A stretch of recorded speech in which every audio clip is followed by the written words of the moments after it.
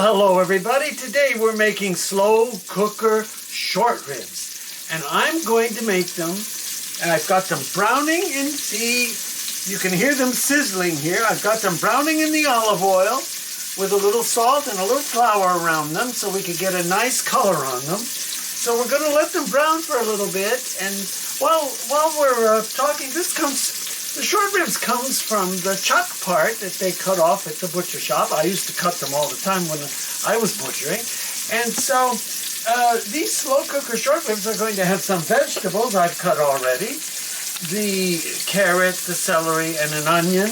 And then we're going to put, once we get them brown, we're going to put some nice beef broth and a good cup and a half of dark red wine. We want wine in this. It's very important to have some wine. So let's take a look and see how these are going in here. Okay, oh, we're getting a good brown on them. So we're going to turn them up on their side so we can get the sides. We'll turn them up with my little handy dandy tongs here. And there they go. There they go. We're getting to brown, and then we're going to flip them over and get the other side.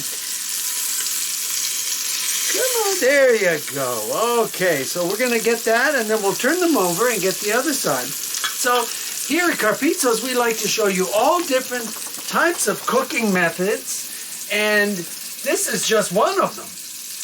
And so we're going to finish browning these off, and we'll be right back.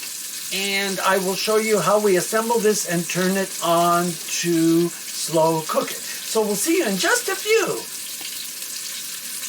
Yes, there we have it. So now we're nice and browned and we are ready to assemble our short rib slow cooking items. Okay? All right.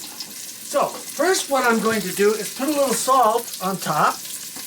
Little salt, so we have a little salt. If we need more later when we're making the sauce, we will do that.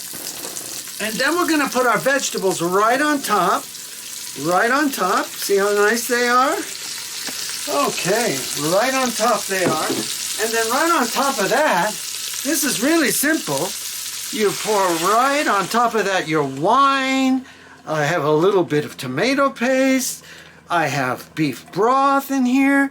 And that way, they're already covered. All right, so all we have to do now is close the lid. Close the lid and set it. And we're going to cook it either on low for 6 to 8 hours or on high for 4 to 6 hours on high if you like to cook that way. So there we have it. And later we will show you how this comes out and what it tastes like.